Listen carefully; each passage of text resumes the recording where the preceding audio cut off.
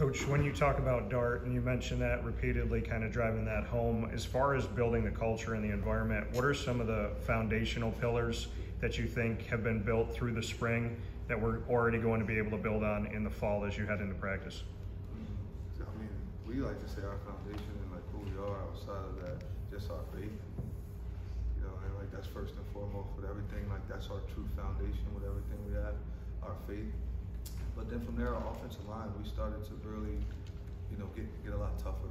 We started to work more. So like our O-line, we got some leaders on the offensive line now.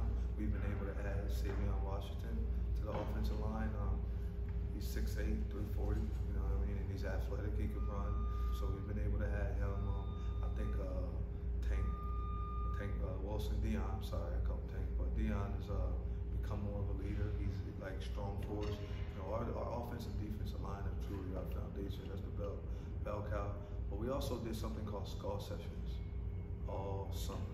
You know, every Wednesday we would get together. There were different topics we talk about, and we would put that into our lives.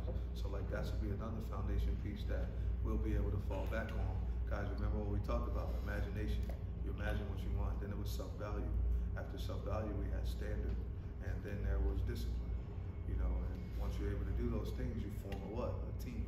So we just go back to those, imagination. What was it that you wanted to imagine? And make sure we paid attention to that. So like we just went through that, imagination, self-value, and standard, discipline, and then now we're a football team. We just got to continue to be strong as a team. Mario?